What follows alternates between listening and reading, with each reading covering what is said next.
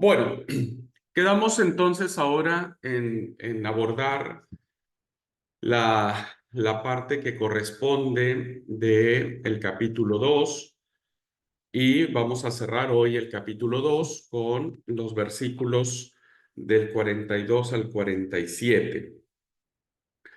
Y esta parte del libro de Hechos es muy importante porque nos habla de algo que suena muy lindo, ¿verdad? Suena muy idealizable el hecho de ver cómo la primera comunidad, no estaríamos hablando acá en plural, es decir, de otros lugares, sino la primera comunidad en Jerusalén, pues se llevaban re bien, ¿no? Estaban como muy buena onda todos. Este, pero como hemos venido manejando, pues evidentemente Lucas tiene una intención, ¿verdad? El autor de Lucas tiene una intención de poder determinar qué es lo que significa eh, como que esta descripción, ¿verdad? Una descripción que hace acerca de cómo era la vida de los primeros cristianos en las comunidades que estaban. Si alguien quiere ayudarme a leer esta porción del 42 al 47, estaría buenísimo. Así vamos analizándola porque también tiene cosas sumamente importantes. Eh, bueno, no sé si Mario tenés oportunidad o... Bueno, dale, amigo. Dale, gracias.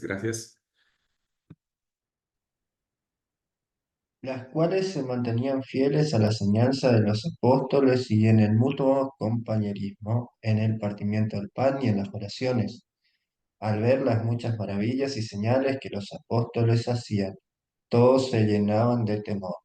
Y todos los que habían creído se mantenían unidos y lo compartían todo. Vendían sus propiedades y posesiones y todo lo compartían entre todos, según las necesidades de cada uno. Todos los días se reunían en el templo y partían el pan en las casas y comían juntos con alegría y sencillez de corazón mientras alababan a Dios y brindaban ayuda a todo el pueblo. Y cada día el Señor añadía a la iglesia a los que habían de ser salvos. Muy bien. Pues, ¿qué les dice este pasaje a la luz de todo lo que hemos venido diciendo?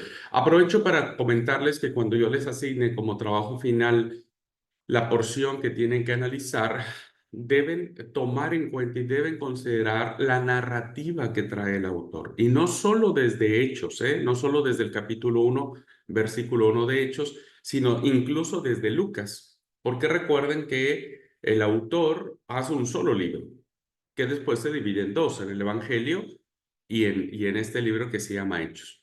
Así es que voy a tomar muy en cuenta que ustedes tomen en cuenta que la porción que les va a tomar no es una porción aislada, es una porción que viene con una narrativa, incluso desde Lucas, ¿verdad? Y que ustedes deben tomar muy en cuenta eso. Estamos en presencia entonces de algo parecido, ¿no? Tenemos que entender esta lectura, esta narración de Lucas a la luz de lo que él ya ha planteado. Así que, ¿qué les llama la atención de esto? ¿Qué encontraron de nuevo, si es que pudieron leerlo? ¿Qué fue lo que pueden preguntarle al autor del por qué escribió tal o cual cosa?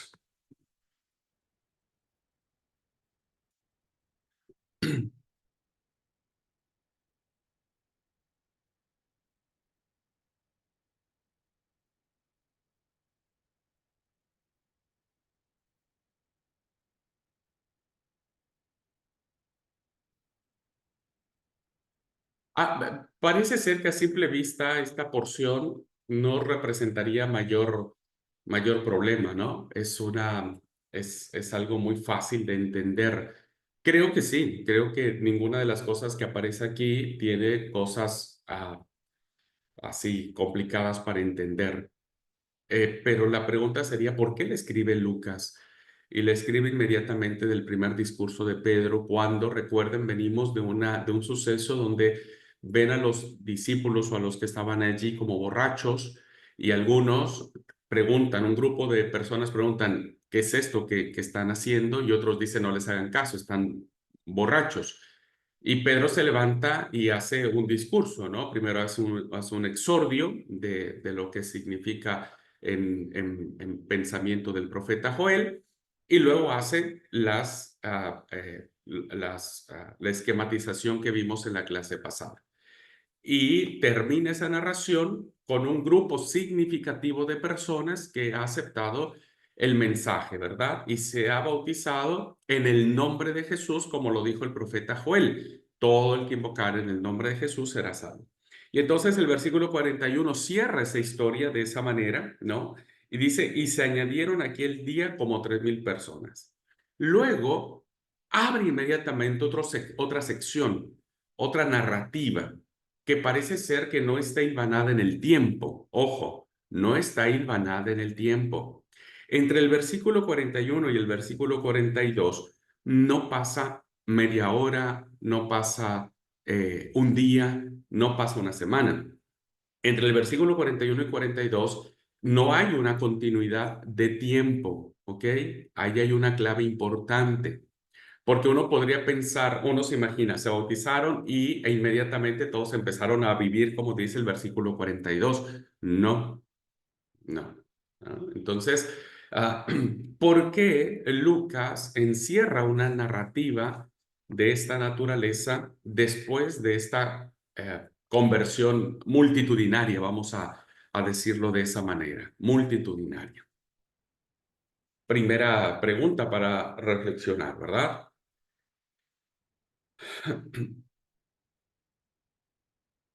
Bueno, ¿alguien quiere comentar qué encontró, cómo lo explica, cómo lo entiende esta porción? Tampoco tratemos de buscarle tres pies al gato, solamente hay que seguir un poco la lógica del relato, pero también tomando en cuenta la intención que pueda tener el autor sobre lo que él nos está escribiendo.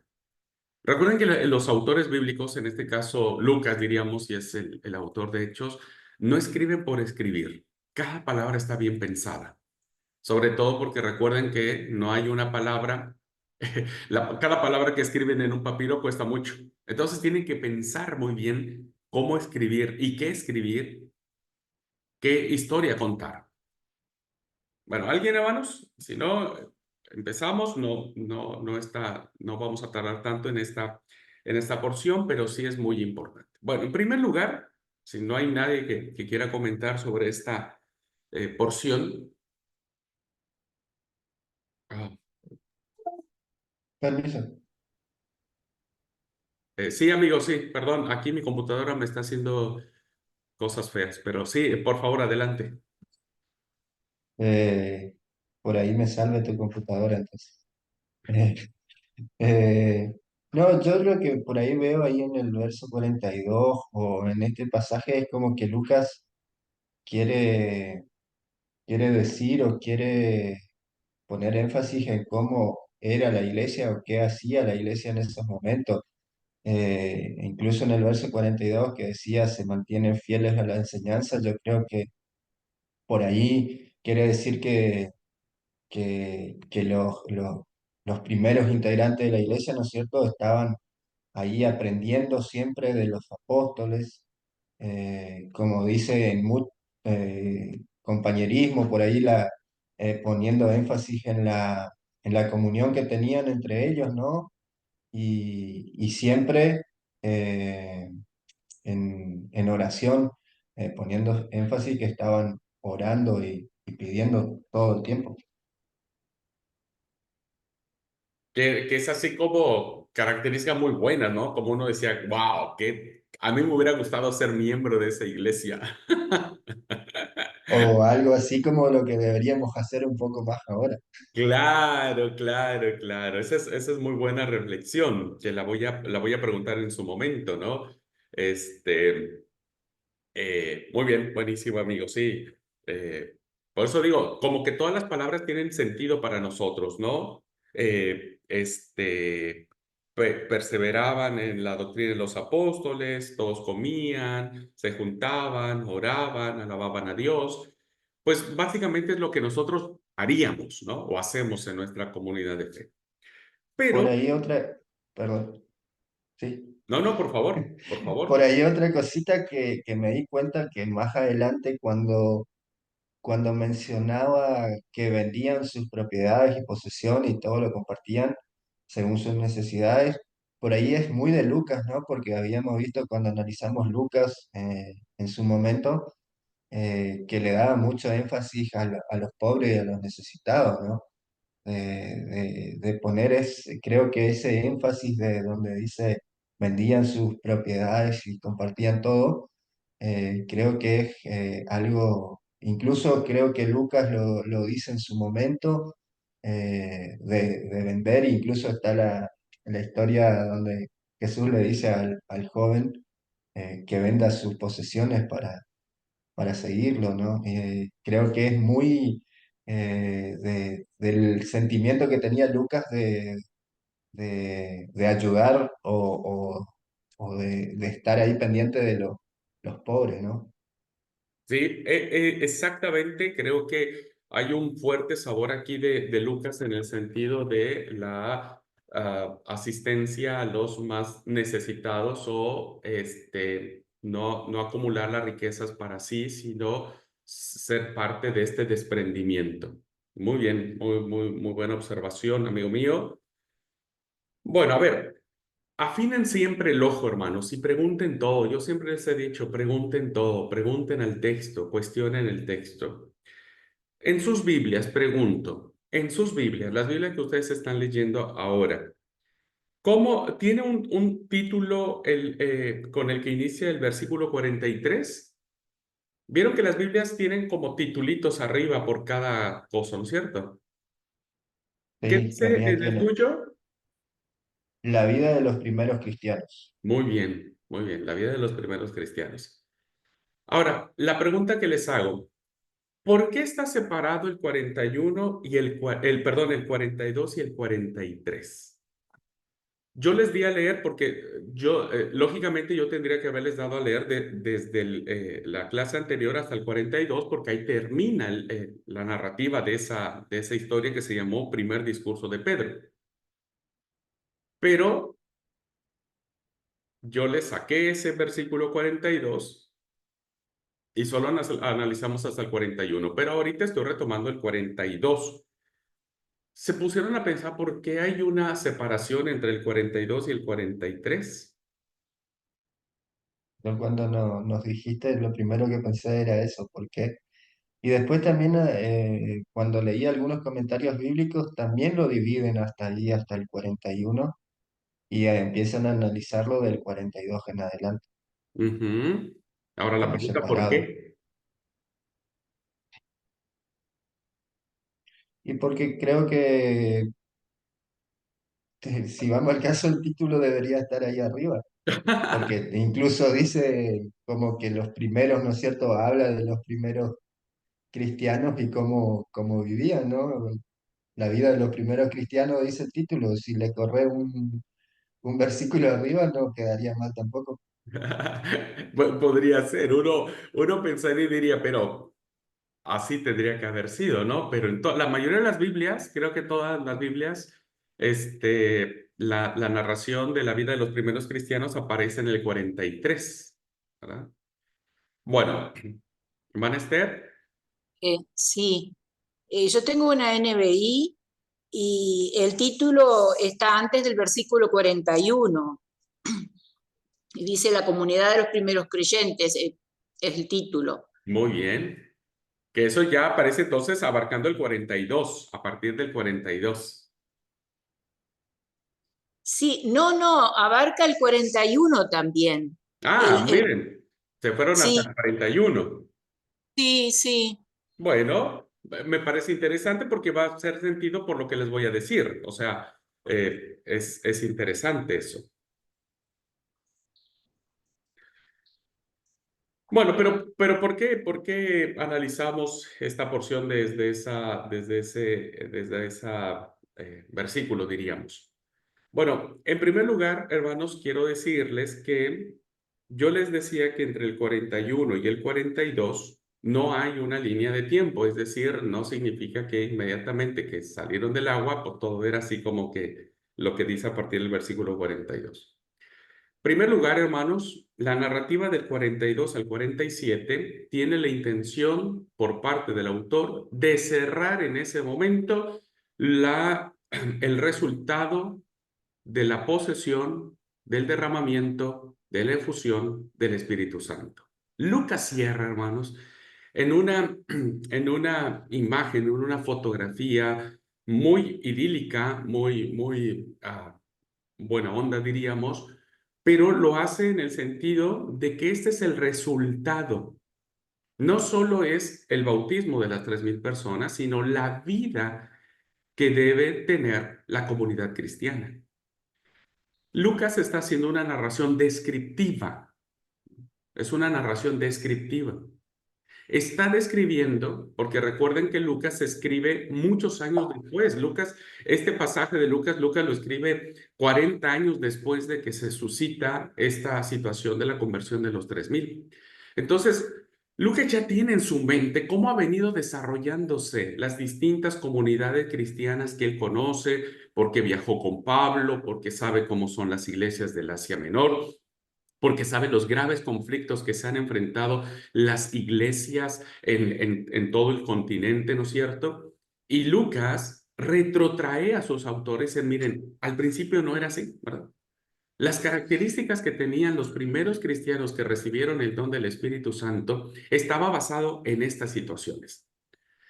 Y entonces debemos considerar esta sección de la narrativa como una sección descriptiva en donde Lucas está diciéndole a sus lectores, ¿verdad? Cómo era, cómo debería ser y cómo tendría que ser en las comunidades del año 80, que más o menos es cuando se escribe esta obra, ¿no?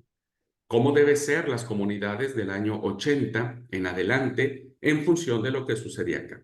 Ahora, recuerden, estamos hablando de una narrativa que está describiendo solamente situaciones, ¿verdad? Pero que no necesariamente sucedió de esta manera.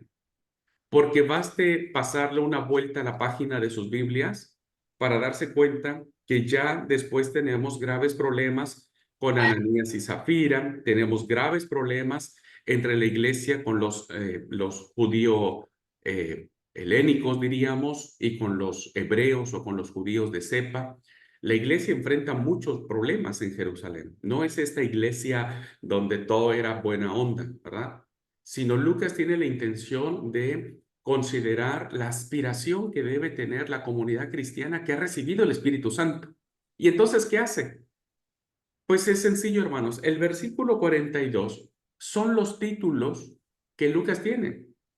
Lucas, hermanos, menciona que la iglesia cristiana tenía 4 características. Y eso está en el versículo 42. Y del versículo 43 al 47 es el desarrollo de esas ideas, el desarrollo de esas 4 características, ¿no? Miren, ¿qué dice el versículo 42? ¿Cómo estaba la gente? ¿Cuáles eran las características que tenían, las situaciones que tenían? Primero, perseveraban en la doctrina de los apóstoles. 1, ¿están de acuerdo conmigo? Primera característica, perseveraban en la doctrina de los apóstoles. 2, en la comunión los unos con los otros. 3, en el partimiento del pan. Y 4, en las oraciones. Estas 4 características serán las fundantes de la comunidad cristiana. Y que las iglesias las vivirán de distintas formas. De distintas formas. Incluso nosotros, como dijo Mario, esto tendría que ser parte de nosotros, sí, pero nosotros las estaremos viviendo de distintas formas. Ahora, una vez que hemos identificado estos 4 títulos o 4 características, una vez que hemos identificado estas descripciones que hace el autor respecto de las comunidades cristianas, vean que a partir del versículo 43 las empieza a desarrollar. Entonces vamos a ver la primera. La primera era, perseveraban en la doctrina de los apóstoles. Y el versículo 43 dice, y sobrevino temor a toda persona, muchas maravillas y señales eran hechas por los apóstoles. Fíjense, aquí hay dos cosas interesantes. La primera es, dice, que ellos se aferraban, que ellos estaban constantes, perseveraban en la enseñanza de los apóstoles, en la enseñanza de los apóstoles. Ahora, la pregunta que nosotros nos hacemos es, ¿cuál enseñanza? ¿Cuál era la enseñanza de los apóstoles? Esa es la primera pregunta que tendríamos que preguntarle a Lucas. Porque esta enseñanza a la que la iglesia se aferraba estaba precedida por maravillas y señales que eran hechas por ellos mismos, por los apóstoles. Bueno, este dato es muy interesante, hermanos, porque nosotros podríamos pensar que la enseñanza de los apóstoles era la enseñanza de Jesús, que estaba basada en los evangelios. Pero resulta que cuando está este hecho, pues todavía la Biblia no se escribía, no había evangelios. Todavía no estaba Marcos, ni Lucas, ni Juan, ni el mismo libro de Hechos de los Apóstoles. Entonces, ¿cuál era la doctrina que predicaban? ¿Cuál era la doctrina que predicaban los apóstoles? Y entonces debemos mirar que el primero que empieza como que a escribir, como que a desarrollar el pensamiento cristiano, es Pablo, ¿verdad? Es Pablo. Entonces, pero Pablo tampoco escribe. La primera carta de Pablo aparece en el 56, ¿no? Más o menos, 54, 56.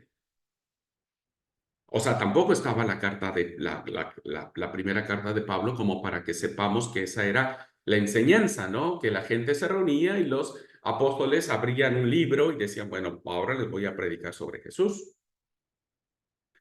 Pues no. Entonces, aquí estamos en presencia de lo que se le llama la tradición oral. Y la tradición oral manifiesta, hermanos, que Pablo había recibido, ¿cuál era la enseñanza que estaba permeando o que tenía la iglesia primitiva? Y esa enseñanza la encontramos en la primera carta a los Corintios, capítulo 15, versículo 3 y 4. Esta era la enseñanza de los apóstoles. Recuerden, no había nada escrito. Cuando Lucas nos dice y perseveraban en la doctrina de los apóstoles, pues estamos conscientes de que no había nada escrito en ese momento. Entonces, ¿cuál era la enseñanza de la que perseveraban? Y según Pablo, en primera carta a los Corintios, capítulo 15, versículos 3 y 4, dice, porque primeramente os he enseñado lo que asimismo recibí. Pablo está ante la tradición oral. Pablo pasó 15 días con Pedro, ¿verdad? Después de su conversión. Y seguramente Pedro le contó muchas cosas de Jesús. Entonces, Pablo recibe eso. No hay nada escrito. Recibe eso porque al parecer eso era lo que estaba permeando en las comunidades cristianas. ¿Y qué era lo que decían las primeras comunidades cristianas? ¿Cuál era su mensaje? Y los apóstoles eran los principales en predicar. Que Cristo murió por nuestros pecados conforme a las Escrituras, que fue sepultado y que resucitó al tercer día conforme a las Escrituras. Y que se le apareció primero a Cefas, luego a los 12, luego a 500, los cuales algunos ya murieron, luego se le apareció a su hermano Jacobo, después a todos los apóstoles y por último se le aparece a Pablo. Entonces, cuando nosotros vemos esta parte, hermanos, significa que los primeros cristianos predicaban el tema de la resurrección. Cristo murió conforme a las Escrituras, pero que resucitó al tercer día conforme a las Escrituras. Vean cómo el núcleo pascual era el mensaje primario. La iglesia primitiva, hermanos, no predicaba del Jesús que nació en un pesebre, del que fue perseguido por Herodes, no. El núcleo cristiano, ¿verdad?, de la enseñanza estaba basada en la muerte y en la resurrección de Jesús. Por eso dice, perseveraban en la doctrina de los apóstoles, que venía que venía de la mano con muchas maravillas y señales. Lo vamos a ver con Pedro en el capítulo 3, que va a ser la siguiente clase, ¿no? Se va a notar cómo pasa la sombra de Pedro y muchas de las personas sanan. Eutico también es resucitado, diríamos, o sanado por Pablo. A Pablo le muerde una serpiente venenosísima y no se muere, ¿no? Pero el núcleo, lo que Lucas quiere dejar clarísimo, hermanos, ya lo viene manejando desde el capítulo 1 y en el discurso de Pedro. La muerte y la resurrección de Jesús es el mensaje central de las comunidades cristianas. Que esto, a la luz de nuestra experiencia, pues debe ser fundamental. Nosotros tenemos que recuperar el mensaje de la muerte y de la resurrección de Jesús.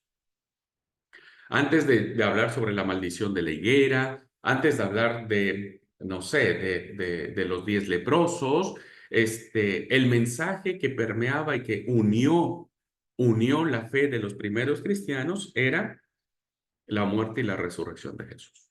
¿Sí? Así que Lucas está describiendo y está apuntalando para la iglesia del año 80, vamos a decir así, que deben retomar la enseñanza pascual. Evidentemente, para esas fechas ya está reforzada la enseñanza pascual con Marcos, por ejemplo. Recuerden que Marcos, el centro del mensaje del Evangelio de Marcos es la Pascua. Recuerden que vimos en clase que Marcos tiene prisa por llegar a la cruz, ¿verdad? Está corriendo, porque él sabe que lo más importante es el evento pascual. ¿Okay? Entonces, Lucas ha desarrollado la primera característica que existía en la iglesia cristiana. ¿Ok? Bueno, la segundo rasgo, la segunda característica tiene que ver con la solidaridad. La solidaridad. Dice el versículo 42, en la comunión unos con otros. ¿Cómo lo desarrolla Lucas? Versículo 44. Dice, todos los que habían creído estaban juntos y estaban juntos y tenían en común todas las cosas. Vendían sus propiedades y sus bienes y los repartían a todos según la necesidad de cada uno. Bueno, aquí estamos en presencia de lo que se le llama la coinonía, la comunión.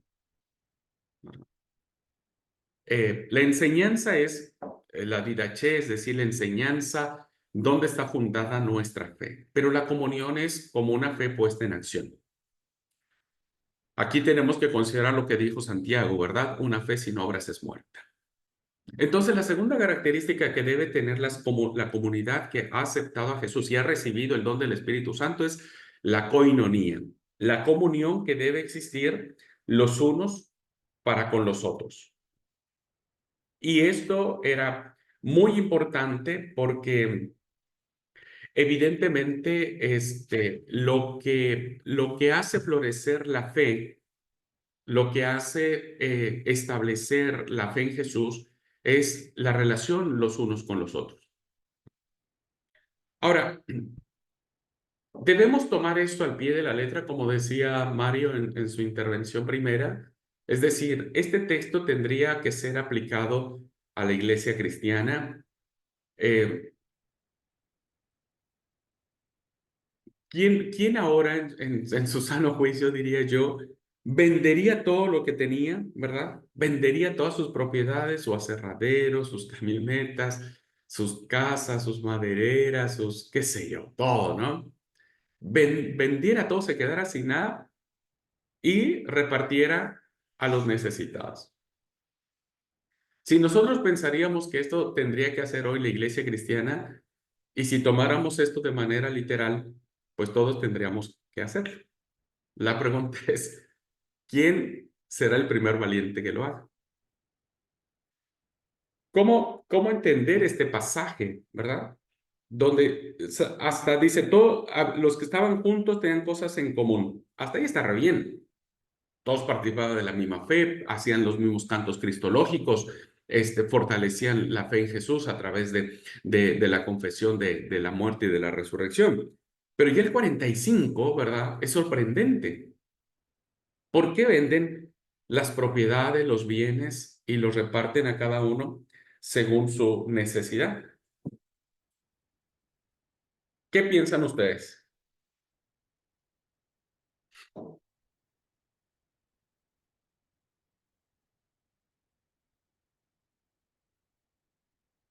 O nos saltamos este versículo y decimos, bueno, no, este sí era para ellos nomás. Este era para ellos. Y el tema que trae a colación Mario del rico, pues también es desafiante, ¿no? Jesús le dijo, vende todo lo que tienes, dalo a los pobres y seguime. Esa parte en los sermones no la explicamos tan bien, ¿verdad? Siempre le echamos la culpa al pobre chico que hasta lo condenamos y lo juzgamos y lo criticamos, sin saber que esa condenación y esa crítica es para nosotros, porque es una parábola que nos aplica a nosotros. Ahora, la pregunta es, ¿cómo entender el 45? Cuéntenme, ¿qué hacemos con el 45? Si lo tomamos literal, tenemos iglesias vacías. Pero tenemos a pobres comiendo o pobres saliendo de la necesidad. No, yo digo porque todos los que tendrían que venderse irían de la iglesia, ¿no? Y los pobres serían igual de pobres. Claro, claro, pero vean cómo eso que vos, Mario, decís es cierto. Si hiciéramos eso, eso sucedería, pero entonces nos detiene el versículo 44, porque el versículo 44 dice, estaban juntos, o sea, nadie se fue. Nadie se fue, nadie disparó de la iglesia. Todos Yo quedaron creo que, juntos. yo creo que es más un versículo en el sentido de no dejar desamparado ningún hermano o a ninguno de nuestros hermanos, en un sentido de, no creo que nos esté hablando de que vendamos todo lo que tengamos, sino que si vemos uno de nuestros hermanos que está necesitado, que lo ayudemos también. Ok, pero no pensemos primero en nosotros. Primero veamos la exégesis del texto. Esto es lo que realmente lo que Mario dice, lo que Lucas nos está queriendo decir. O sea, no nos veamos primero nosotros, veamos el texto en ese momento. Siglo I, año 80. Los lectores del año 80 están igual que nosotros, como diciendo, para un poco, porque había muchos cristianos ricos, o sea, que tenían un platal. ¿Cómo lo entendemos? ¿O cómo creen que Lucas quiso que sus primeros lectores lo entendieran?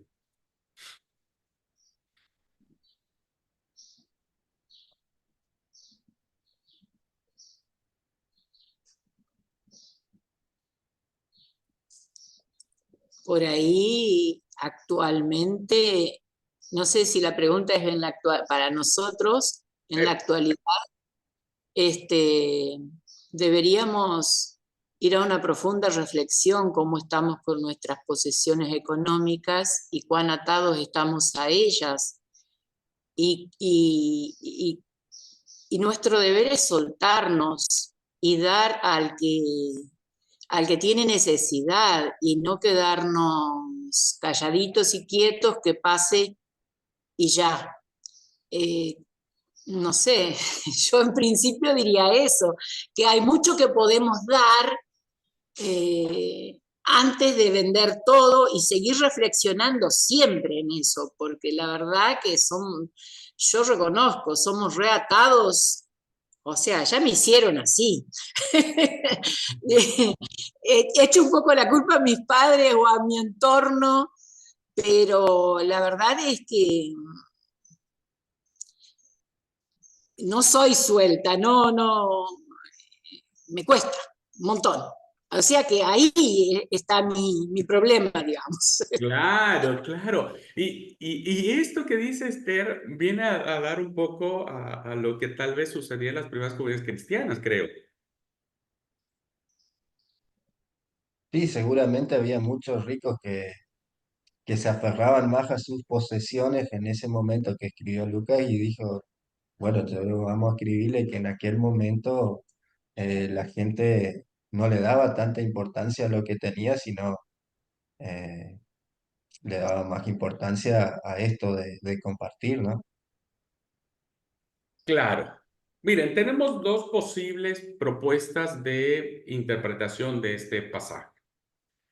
El primero tiene que venir en función como ustedes dicen, ¿no? Es decir, Lucas está describiendo que una de las características de la koinonía es no mirar solo por vos, sino tenés que mirar por el otro, ¿no? Como un signo de solidaridad. Hay que solidarizarnos con las personas.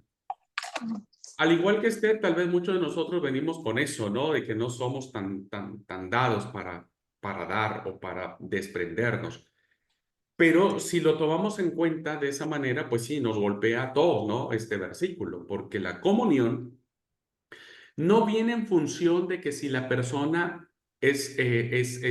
digna de recibir lo que los apóstoles y las personas vendían.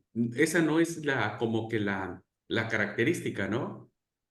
O sea, porque uno dice, a ver, ¿a quién le voy a dar mi plata? No, pues a tal persona. No, esa persona, olvídate, si es un vago, esa persona es un delincuente, esa persona tiene dos mujeres, esa persona engaña a su marido. Entonces, no, ¿sabes qué? Porque entonces ahí nosotros ponemos criterios de decir a quién le voy a ayudar. Pero si leemos el texto, el criterio es solamente el que lo necesitaba, al que lo necesitaba.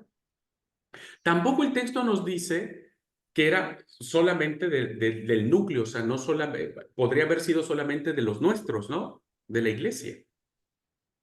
Pero ¿qué tal de los otros?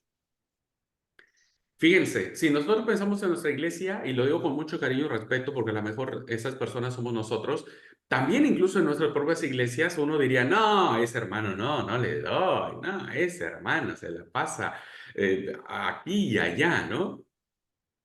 Entonces, la primera lectura que nosotros podemos dar del texto es que tenemos que ser solidarios para el que lo necesite, más allá si es digno o no.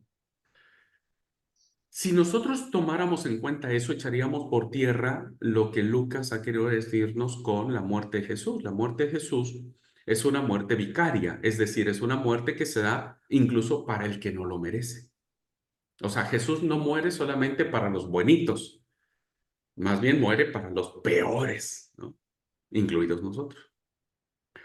Entonces, la solidaridad, hermanos, la comunión, la koinonía es el resultado. O sea, uno vive en comunión, hermanos, y como resultado uno es capaz de ayudar al otro, ¿no?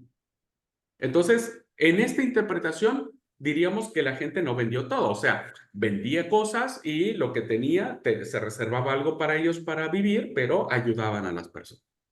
Si esta fuera correcta la interpretación, como dije, bueno, nos pega a todos, ¿no? ¿Qué tan abiertos estamos? ¿Qué tan, eh, como la primera característica es que tanto estamos predicando sobre la muerte y la resurrección de Jesús? Nuestra fe está cimentada en eso, que eso es algo que a veces nosotros no consideramos en las iglesias. Pocas veces predicamos sobre la muerte y la resurrección de Jesús. Solo lo hacemos cuando se acerca la cena del Señor. O sea, una vez al año, ¿no?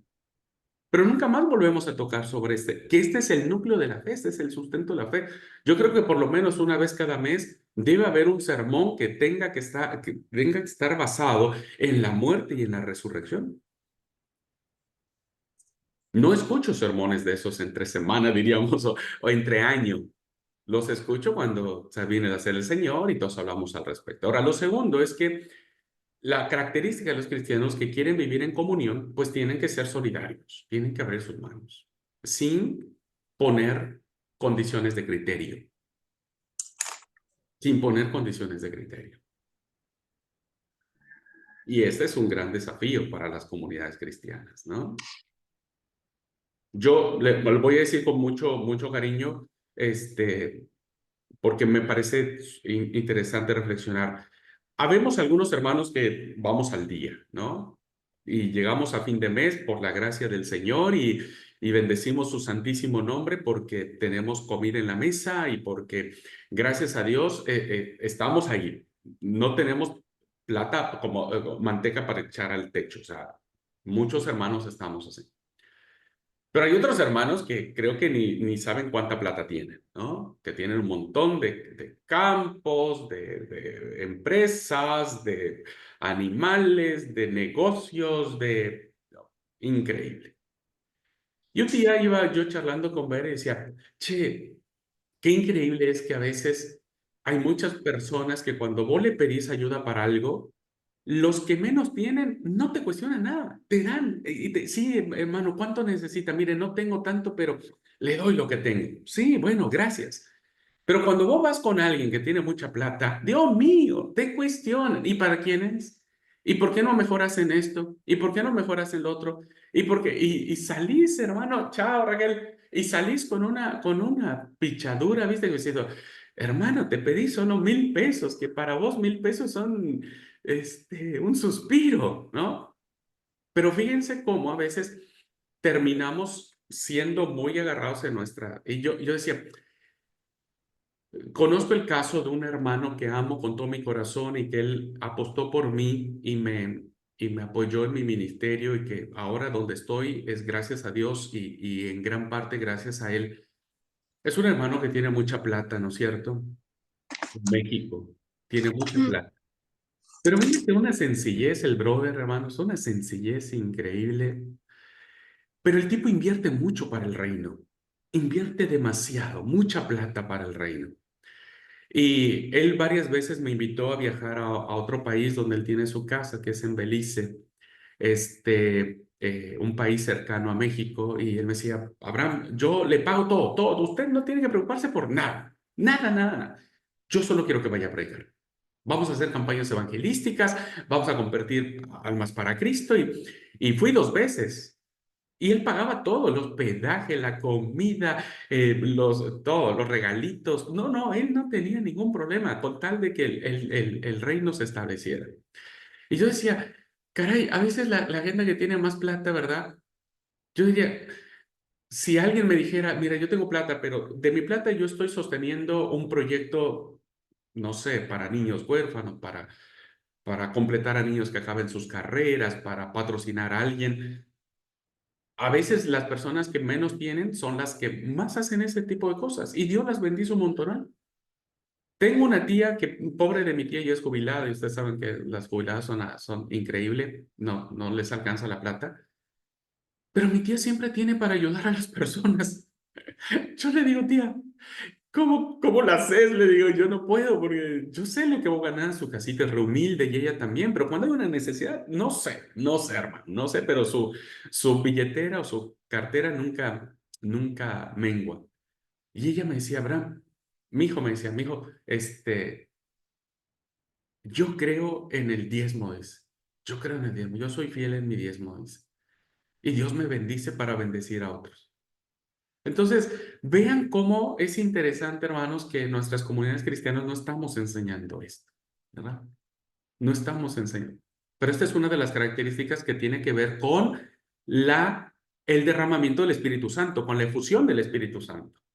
Quien tiene Espíritu Santo, entonces es capaz no solo de predicar muerte y resurrección, sino ser capaz de ver por el otro, ¿no? Entonces, me parece interesante esta reflexión que nos hace Lucas. Y hay una otra postura, que esta postura dice que sí fue real, la gente vendía. O sea, sí era histórico, o sea, la gente vendía todo, todo, todo, sus casas, sus bienes, sus autos. Bueno, autos no había, pero ellos vendían todo y la plata la traían. La pregunta es ¿por qué? ¿Por qué vendían todo?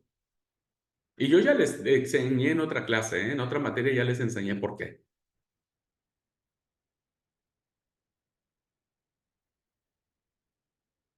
Lo remaché miles de veces, creo que fue una pregunta de examen hasta eso.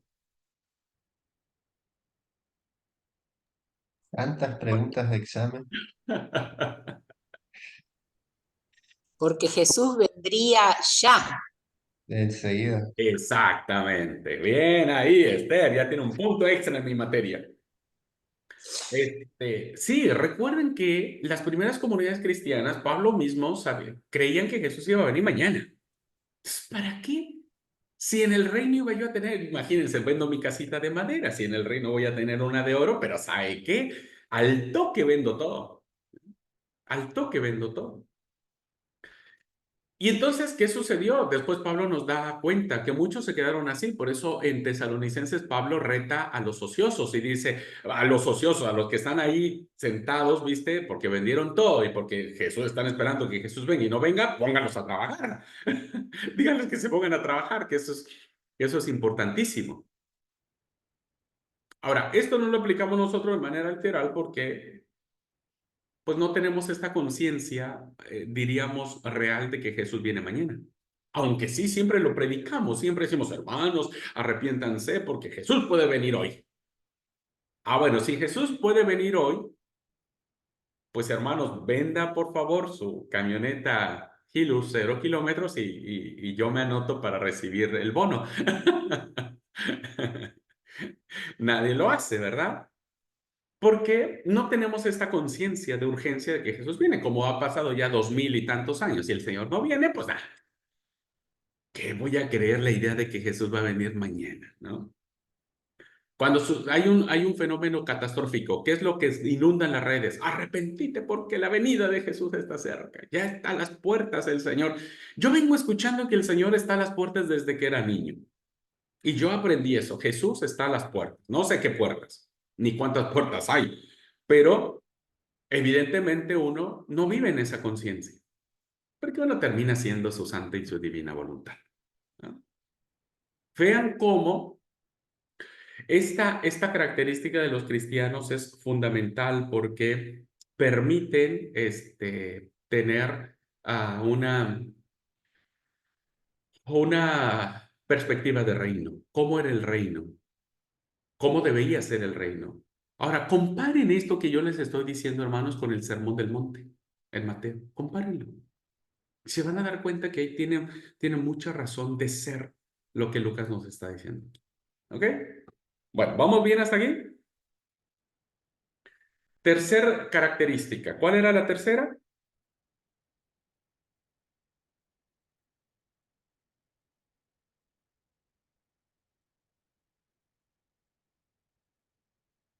La tercera era el partimiento del pan, ¿verdad? El partimiento del pan. Dice el versículo 46, solo que esta no viene en orden. Vamos a leer cuando dice, después del punto y coma, dice, y partiendo el pan en las casas, comían juntos con alegría y sencillez de corazón. Partían el pan, compartían la comida con alegría y con sencillez de corazón. ¿Qué dice esto, hermanos?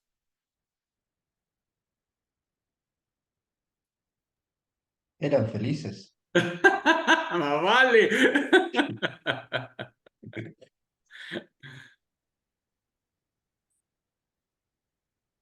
¿Qué dice este texto? Hay dos cosas importantísimas acá.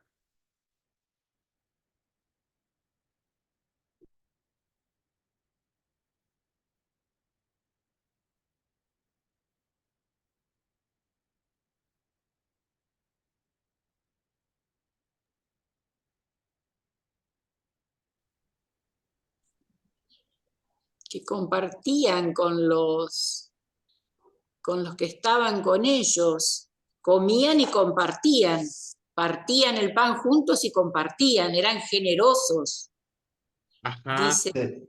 Se visitaban. No como ahora que hay amigos que no visitan.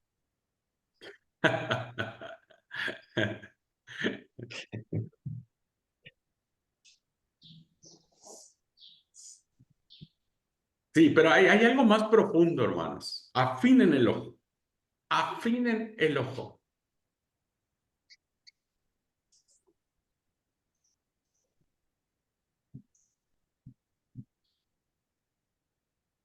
Está bien, al principio siempre hay que ir por lo obvio, está bien, eso está bueno, pero después de que saltemos eso de ir por lo obvio, afinemos el ojo.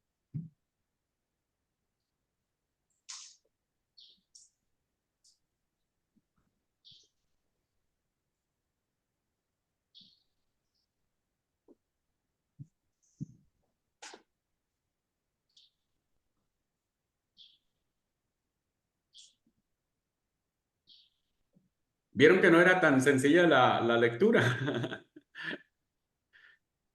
Bueno, vamos por partes, dijo Jack el Destripador. Afinen siempre el ojo y traten de ir con calma, que eso yo lo voy a ver reflejado en su trabajo final. Si ustedes fueron más allá de lo obvio, entonces su calificación va a ir en función de que si lograron ir más allá de lo obvio. Dice la primera parte, y partiendo el pan en las casas.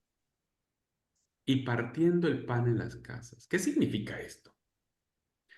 ¿Por qué no dice, y qué sé yo, y matando un corderito, viste, y estaban en las casas?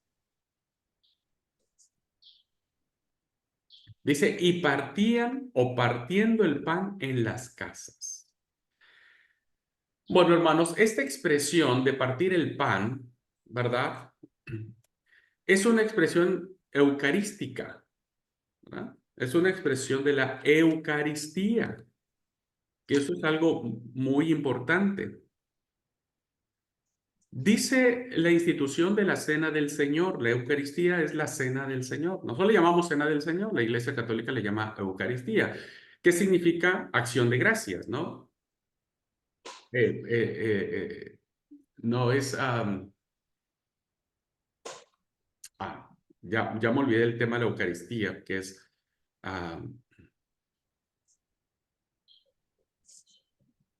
creo que sí es acción de gracias. Pero cuando Pablo recibe la tradición oral, en Primera los Corintios, capítulo 11, dice, yo recibí del Señor lo que también les enseñé, que el Señor Jesús, la noche que fue entregado, tomó pan y habiendo dado gracias, lo partió. Y dijo, tomad, comed, esto es mi cuerpo, que por vosotros es partido. ¿Qué dice Lucas que hacían en las casas? Cena del Señor. La Cena del Señor fue una de las instituciones, junto con el bautismo, que unieron la fe de la cristiandad.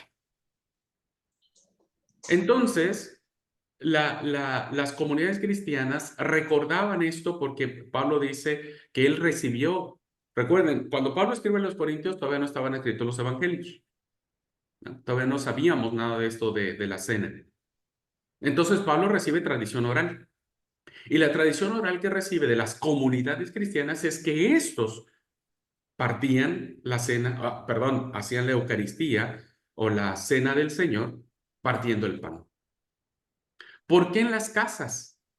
Porque no había templos. Inmediatamente después de que el Señor muere y está esta primera etapa, los cultos, diríamos, las alabanzas que se hacían a Jesús, se hacían en las casas. No había templos como ahora. Entonces, ¿por qué era importante la Eucaristía en las primeras comunidades cristianas?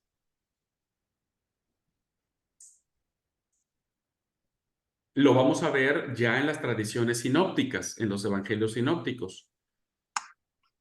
Y las tradiciones sinópticas nos dicen que Jesús dijo, todas las veces que comieres este pan y bebieres de esta copa, la muerte del Señor anunciáis hasta que Él venga. Ese era el tema, ¿viste? Que todo giraba en torno de la venida del Señor. El Señor viene pronto, entonces hay que comer el pan. Hay que comer el pan. ¿Cada cuánto lo hacían? Bueno, este es otro dato interesantísimo que no voy a... no sé si ustedes lo vieron con el pastor Ramón en el tema del punto doctrinal que tiene sobre la Cena del Señor. Yo recuerdo que él dijo un comentario, pero no me acuerdo si se lo dijo a ustedes o se los dijo a sus compañeros que ya salieron, porque alguien le preguntó igual, ¿no? Porque hay iglesias que la hacen cada semana, por ejemplo, la Iglesia Católica la hace cada que hace misa, ¿no? Hay los adventistas cada vez que tienen problemas o una vez al mes. igual que los bautistas. Nosotros creo que somos la única iglesia que lo hacemos cada, cada año. Por lo que vemos acá, ¿no? No hay una fecha específica. Lo único que nos dice es que partían el pan en las casas. No sabemos si ellos se ajustaron a la interpretación que nosotros hicimos o hacemos de que la Cena del Señor está ligado con la Pascua. Nosotros lo hacemos anual porque nuestro entendimiento es que la Pascua se celebraba anualmente. Pero por algunas inferencias de algunos textos, podría decirse que la iglesia cristiana celebraba la Cena del Señor de manera más continua que una vez al año. Entonces, lo que decía el pastor Ramón, y que yo coincido, es que más allá de que si lo hacemos una vez al año o lo hacemos algunas veces al año, que por ejemplo, la tradición aquí en Argentina es hacerlo 2 veces al año. Nosotros hacemos 2 veces al año la Cena del Señor. Evidentemente es por un texto del Antiguo Testamento en donde se hace la famosa segunda fecha. Entonces, más allá de que la justificación de la segunda fecha es por los hermanos que no pudieron participar en la primera, pues ya estamos celebrando 2 veces la Cena del Señor. Así que bueno, aquí no nos dice que lo hacían cada año o 2 veces al año como nosotros, o lo hacían de manera continua. Creo entender por el texto que era de manera continua, o sea, que no estaba fijada una vez al año. Creo entender que eso dice el texto, ¿no? Pero como no quiero ir en contra de nuestro credo y quiero conservar mi trabajo, bueno, vamos a pensar que era cada año. Bueno, entonces vean cómo la Eucaristía era importantísima, la Cena del Señor era importantísima. Y lo segundo dice, comían juntos con alegría y sencillez de corazón. La pregunta que les hago es, ¿por qué la comida? ¿Qué significado tiene la comida en toda la Sagrada Escritura? En toda, en toda. Desde Génesis hasta Apocalipsis. ¿Qué importancia le da el texto bíblico a la comida?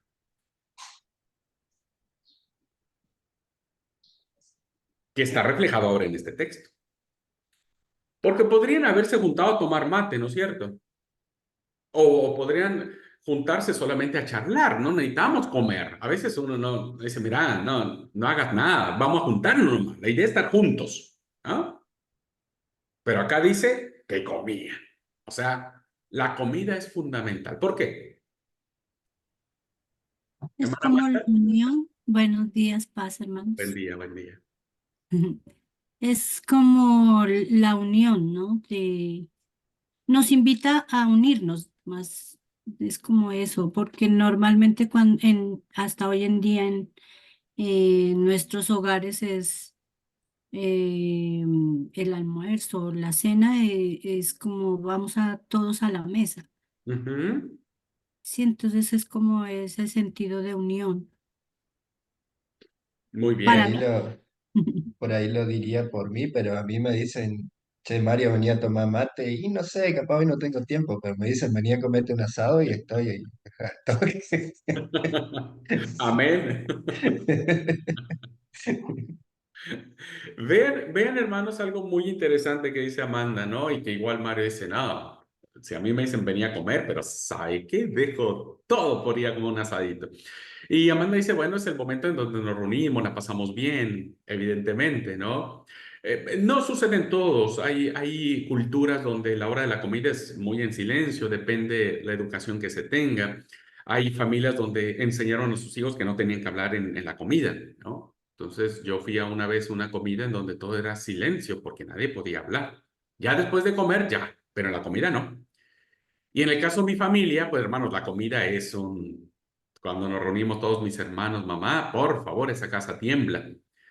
Bueno, pero bíblicamente, ¿no? Aparte de ser eso, bíblicamente la comida es lo que une las decisiones más importantes y trascendentes. Las decisiones más importantísimas del texto sagrado están en función de la comida. Voy a poner solo algunos ejemplos porque tampoco tengo tiempo para para muchas cosas. ¿Se acuerdan qué hizo Abraham cuando recibe la visita de los ángeles que le va a decir que Sara va a tener un hijo? Pues una comida. Dice que mandó a hacer la comida y mandó a amasar pan y les dijo, siéntense, vamos a comer. ¿Se acuerdan del Salmo 23 que dice que cuando el salmista anda huyendo y anda con un montón de problemas y anda repichadísimo? ¿Qué dice el Salmo 23? Aderezas mesa delante de mí en presencia de mis angustiadores. Es decir, preparas la mesa. Pues no hay nada más hermoso que ver una mesa con un montón de comida. Ahí se nos va toda la tristeza, Dios mío. La cena del Señor, cuando el Señor se reúne, está en función de una cena, de una comida, la comida pascual, ¿no? Y es allí donde Él instituye la cena del Señor.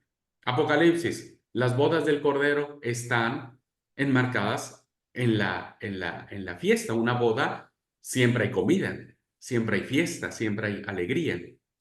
Entonces, hermanos, Lucas nos está diciendo que la comida es el lugar donde nosotros podemos generar comunión, decisiones buenas, aliviar el corazón de una persona. Yo recuerdo mucho, hermanos, que hace un par de años, Ver y yo pasamos un momento muy doloroso, muy doloroso, que nos pichó demasiado y pasábamos el día llorando. Y un día estábamos en una situación así, bien llorando y todo, ¿viste? Y en eso escuchamos que tocaron la puerta. Bueno, ya Bere fue a abrir y era una amiga nuestra, ¿no? Que sabía lo que estábamos pasando y demás. Y nos dijo, miren, no vengo a hablar con ustedes, no, nada. Solo pensé en ustedes y les preparé estos,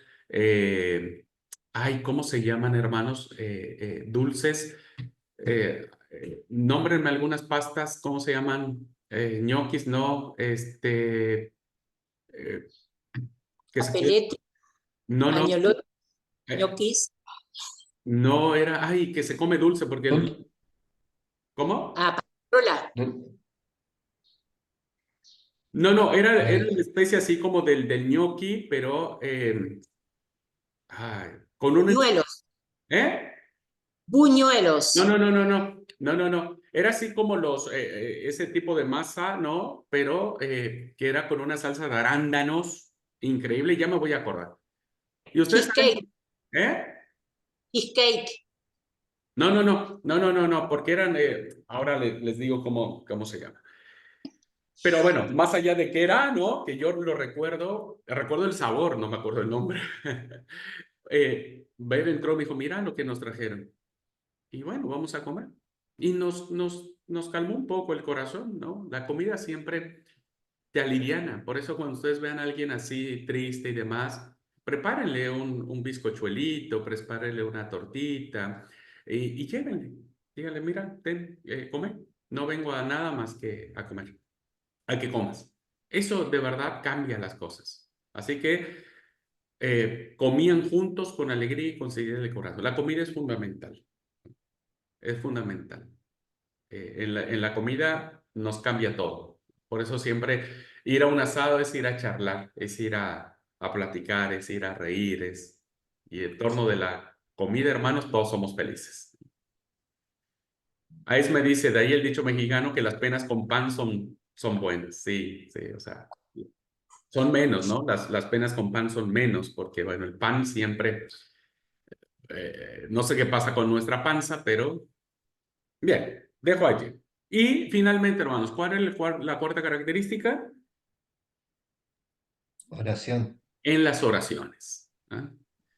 Y dice algo interesantísimo, no sé si les llamó la atención, versículo 46, ¿qué dice la primera parte del 46? Y perseveraban unánimes cada día, ¿dónde, hermanos? En el templo. Escúchate, a ver, ¿cómo está eso? En el templo. Sí, esa era una de las preguntas que tenía. En el templo, porque como vimos incluso lo que dice después, que ellos no habían iglesias. Se habla del templo judío Sí, ¿sí? Este es el templo. Es el templo que estaba en Jerusalén.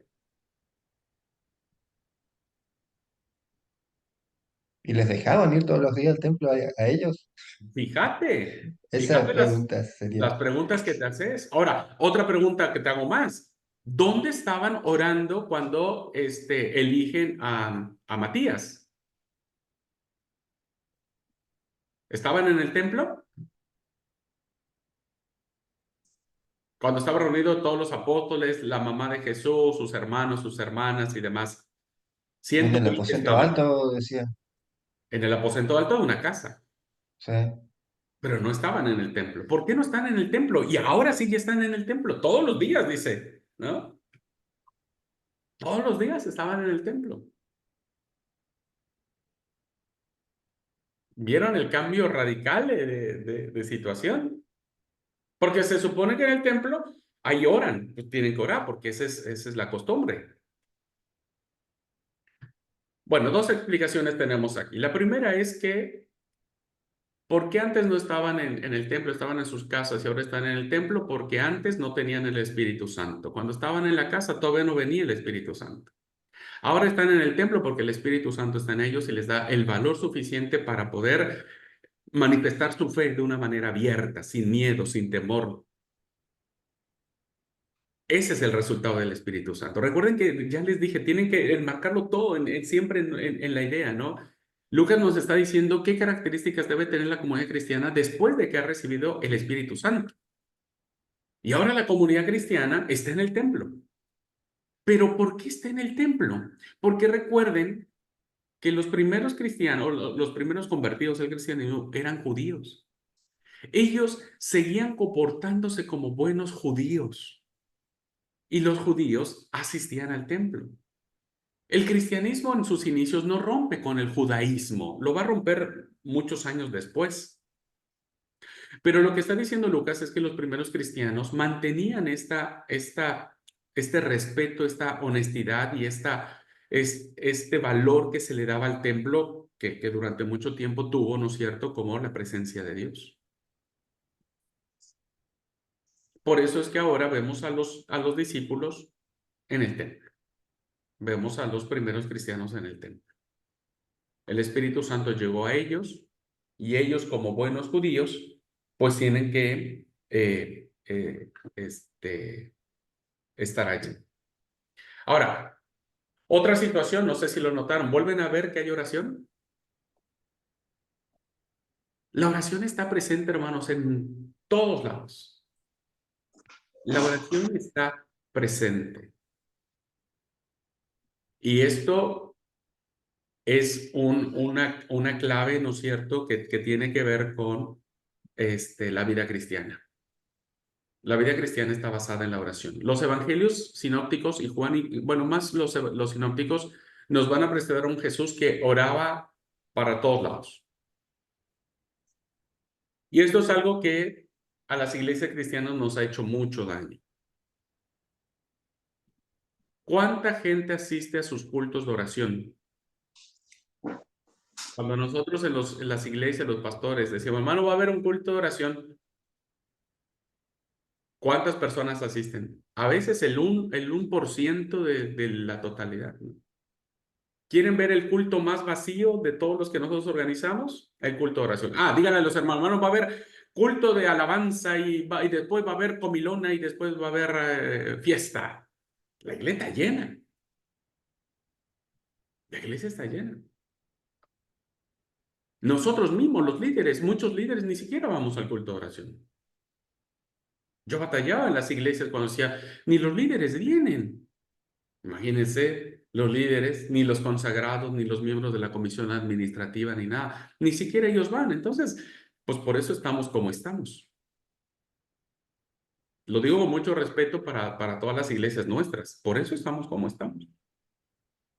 Ustedes y yo podemos criticar hasta el cansancio el movimiento pentecostal. Y yo no estoy a favor del movimiento pentecostal. Pero algo que debemos reconocer es que esas personas oran. Tengo una miembro de iglesia acá que su esposo no es de la iglesia, es de una iglesia que es tipo pentecostal. Ellos se levantan a las 4 de la mañana y la iglesia está llena. A las 4 de la mañana, la iglesia está llena para orar. Está llena. Sus cultos de oración de las iglesias pentecostales están llenos. Ahora, nuestras iglesias, hay que buscarle el horario, ¿viste? Hay que buscarle el horario para ver cómo, dónde, quién puede, que, ay, es que yo no puedo, ay, que es muy temprano, ay, que mi trabajo. Y nuestros cultos de oración son tan aburridos, tan fríos, ¿no? Nosotros aquí, por ejemplo, en El Dorado, hace ya y nos está funcionando. Y miren qué lindo, nosotros tenemos no culto de oración, no le llamamos culto de oración, porque ya entendimos que cuando alguien dice culto, ya hay como una predisposición. Porque un culto es que hay que orar, hay que cantar, hay que, casi un sermón se tiene que decir.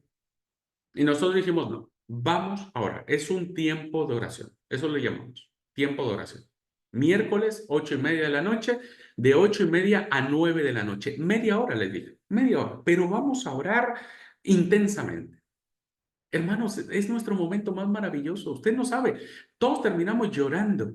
Lloramos, hay una presencia del Espíritu increíble. Y a veces venimos 2, 3, a veces venimos 5, 6, 7, pero no importa las personas que vengamos. Hay una emoción, como usted no tiene idea. Todos esperamos nuestro momento de oración, todos estamos llenos. Ya nos toca el momento de oración, porque hay esa situación. Ahora, creo que esto nos ha dañado mucho a las iglesias porque hemos confiado más en nosotros mismos que en Dios. Por eso las iglesias somos frías, somos indiferentes, nuestras oraciones son rezos, no hay pasión al orar, no hay ese ánimo de orar, nuestras oraciones son quietas, aburridas, sin sentido. Perdón, hermanos, no estoy criticando a nadie, estoy hablando por mí, pero debemos saber que esa es una situación. ¿Ustedes cómo están en su vida de oración? ¿Su vida de oración es poderosa? ¿Les llena? ¿Contagia a otros? ¿Orar? ¿O sus oraciones, dicen los demás, ay, va a orar el hermano Abraham? Ay, Dios santo. Ya sabemos que Abraham tarda 10 minutos orando y siempre pide lo mismo. Siempre pide lo mismo. ¿Cómo están ustedes en su vida de oración? ¿Cómo estamos nosotros en nuestra vida de oración? Cuando hay cultos de oración, ¿van? ¿O se hacen, se hacen de la vista gorda y no van? ¿Son ustedes los que motivan a que eso suceda? Esto es fundamental, hermanos. Eso es lo que esa es la característica fundamental de los que tenemos Espíritu Santo. ¿No? Querida Amanda, perdóneme, yo no quería dejar la idea colgada. Adelante, por favor. Cuando comentaba de la oración de los de Pentecostal, mi hermana asiste a una iglesia de, pues creo que es Pentecostal. Eh, y efectivamente, ellos, por ejemplo, los lunes tienen virtualmente, ¿no? Ellos se reúnen virtualmente a las 5 de la mañana, se reúnen a hacer oración y ahorita sacaron un libro de oración, solo de oración, de varias formas de orar, o bueno, de varias, no formas, sino de intenciones, puede decirse. Entonces, por ejemplo, está la oración ferviente, la oración con ayuno, y lo que están buscando ahorita, porque creo que ellos hicieron como una especie de reunión de liderazgo grande a nivel mundial y hicieron como una encuesta a todos los líderes de cuánto dedicaban pues, el tiempo de oración. Entonces sacaron que de los 12.000 líderes que hay, solamente el 10% tenía un grado de oración como de unos 20 minutos, 10 minutos, el 5% del media hora y menos del, mejor casi el 1% de los que dedicaban más tiempo de oración. Entonces ahorita ellos están como mirando que toda la iglesia sea de oración.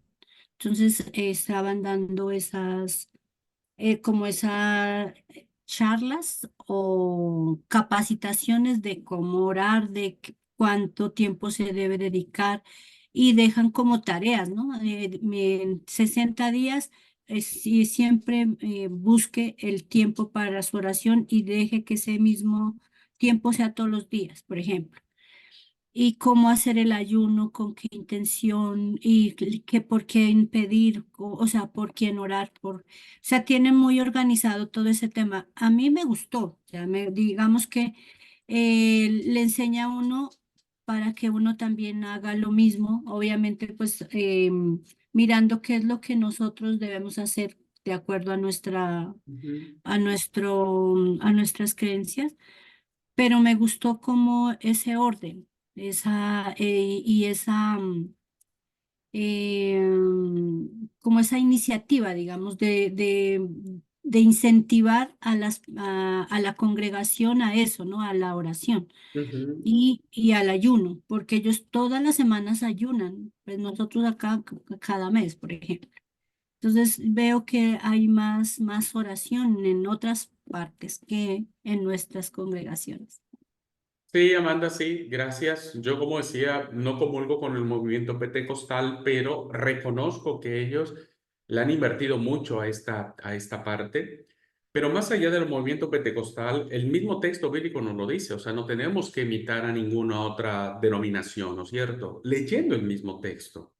La misma escritura nos anima, solo que sí, como iglesia de Dios séptimo día, hemos fallado en eso, ¿no? Nos ha consumido el posmodernismo y todos andamos a las carreras y no, fíjense, yo les voy a avisar muy pronto porque quiero volver a tener esta experiencia de oración que tuvimos el año pasado, donde nos congregamos a las 7 de la mañana, hoy lo voy a hacer más temprano, a las 6 de la mañana. Lamento mucho para Esme y para Amanda que van a tener que levantarse casi de madrugada, pero voy a convocar a que volvamos a reunirnos para orar como seminario, ¿no es cierto? Y, y la experiencia anterior hubo un buen número de personas que se congregaron y otros no se congregaron. Uno se les olvidó, otros no se acordaron, otros se les olvidó poner el celular para levantarse y nos damos cuenta que no hay esta necesidad, ¿no? No hay esta necesidad, pero eso es un gran problema. Por eso, como digo, no nos quejemos de estar como estamos. No nos quejemos, porque esa es nuestra situación. Mario, adelante, amigo. Sí, por ahí quería comentar nomás, ahora analizando el texto y por ahí acordándome, el sábado tuvimos una linda experiencia en un sentido, en algo parecido a lo que nos enseña este pasaje, porque los jóvenes habían solicitado y bueno, iba a ser momento de charla con oración. Era más o menos lo que se había hablado, no se había puesto como culto ni nada, y arrancaba a las 7 de la tarde, ¿no? Y la temática que por ahí se hizo fue dar una pequeña charla sobre el tema que se abordó, que mayormente fue depresión, ansiedad y temas tan importantes al día de hoy, ¿no?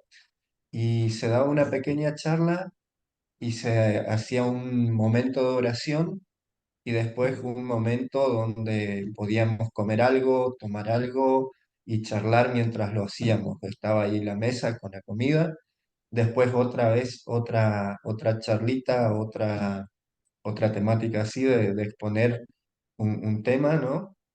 Y nuevamente, después de exponer el tema, dar el momento de que cada uno pueda estar pidiendo o manifestándose incluso, ¿no? Si está atravesando por un momento particular en su vida.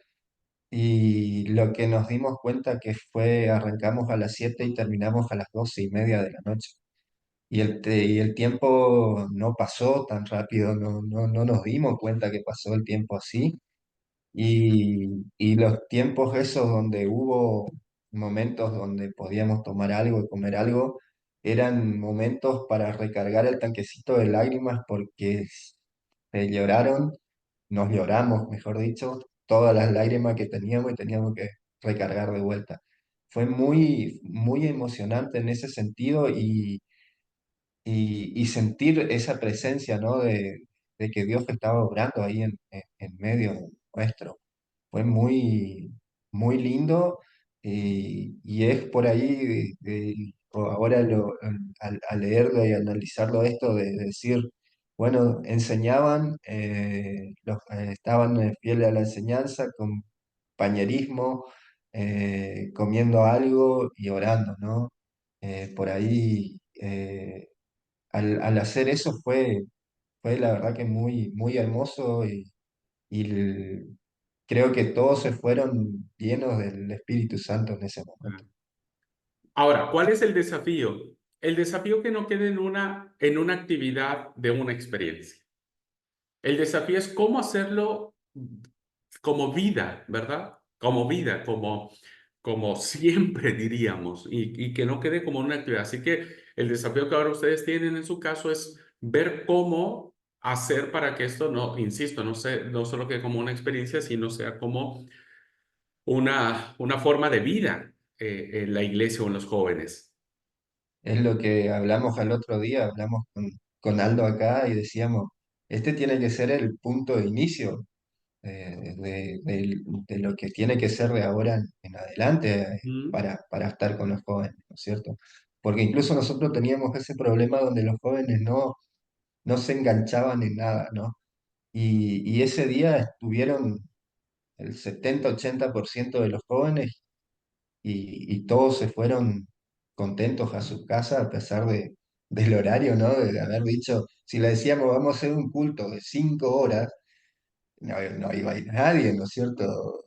A escucharte ahí predicando 5 horas. Entonces, eh, es la forma de ver y, ¿no es cierto?, de que también sea motivante para que asistan y que no sea, como decir, cuestión de hacerlo una vez al año y nada más, sino que lo hablábamos con Aldo de que esto sea el inicio de algo que se vaya haciendo costumbre, ¿no? Y bueno, vean cómo entonces, a la luz de lo que vemos en las características de la primera comunidad cristiana, son grandes desafíos que hoy tenemos. No era una lectura tan fácil ni tan linda, realmente es desafiante, ¿no? Y creo que de ahí depende muchas cosas. Por eso el versículo 47 cierra ya como que una manera muy generalizada, muy explosiva, diríamos, de decir, alababan a Dios y tenían favor con todo el pueblo. ¿Y cuál era el resultado? El Señor seguía añadiendo, porque no porque fuera mágico, sino por el resultado del comportamiento de las primeras comunidades cristianas. Entonces, por eso la gente decía, se ganaban el favor del pueblo, es decir, la gente decía, che, mira, estos son diferentes. Y bueno, ¿quieren venir? Vengan. Nosotros tenemos esto y creemos esto y predicamos al Cristo crucificado y resucitado y tenemos comunión y vemos por el otro y celebramos cena del Señor y comemos juntos, ¿no es cierto? Y sobre todo oramos, seguimos en contacto con Dios. Entonces, por eso la gente decía, wow, yo quiero eso y por eso se añadían cada día, ¿no? No es mágico, es el resultado del testimonio de una iglesia que está llena del Espíritu Santo. Entonces, empieza por nosotros. No empieza por ver si el pastor, si la iglesia donde nos congregamos, si el hermano no hace nada, si el director de oración no hace nada. No, esto empieza con Mario, con Esther, con Esmeralda, con Amanda, con Abraham, con todos los que están viendo la clase grabada. Empieza con nosotros. No esperemos que haya cambios en la iglesia cuando nosotros no estamos haciendo nuestra parte. No podemos criticar, ay, sí, es que mi iglesia nunca ora. ¿Vos orás? Cuando la iglesia hace un culto de oración, ¿vos asistís? Es que en la iglesia no se enseña sobre esto. ¿Vos lo enseñas? ¿Vos lo estás de alguna manera predicando en tus redes sociales y demás? Es que en mi iglesia no vemos por los demás. La iglesia no hace nada por ayudar a los pobres. ¿Vos lo haces? Entonces, todo comienza con nosotros. Y entonces si comienza con nosotros, la gente mira y hay un efecto, dice, che, ¿por qué haces? Pues porque estoy lleno del Espíritu Santo, ¿no? Por eso les decía que la presencia del Espíritu Santo no solo es hablar en lenguas como tal vez podríamos pensar o hacer milagros y señales y prodigios. Tener Espíritu Santo, recuerden que es para que el nombre del Señor sea proclamado, para que la gente vea en nosotros un cambio de transformación. Entonces sí, ahí sabemos que tenemos el poder y la unción del Espíritu Santo. Bueno, pues terminamos así, queridos hermanos, esta clase. Espero que haya sido ilustrativa para ustedes, para mí lo ha sido. Y de tarea, la siguiente clase vamos a leer el capítulo 3. Vamos a ver el tema del cojo, ¿verdad? De nacimiento y el resultado que tiene esta restauración o este milagro de sanidad. ¿Okay? Entonces, de tarea, por favor, lean el capítulo 3, vayan afinando el oído, primero vean lo obvio, ¿verdad? Y después afinen la vista y empiecen a hurgar en el texto, empiecen a preguntar en el texto. Ustedes ya a estas alturas, queridos hermanos, ustedes ya están a punto de graduarse. Ustedes a estas alturas ya deben tener un conocimiento mucho más generalizado de las Escrituras, mucho más, hermanos, mucho más. Ustedes ya tienen que ir tomando todo lo que han aprendido, ¿no es cierto? E ir aplicándolo en este último tramo que tenemos de seminario. Hace 2 años y medio ustedes empezaron y han recibido mucha información. Bueno, ahora es momento de ir aplicándola porque eso va a ser muy bueno para el escudriñamiento de las Escrituras. Gente hermosa, Dios les bendiga. Nos vemos la próxima clase. Es un gusto, abrazos y bendiciones.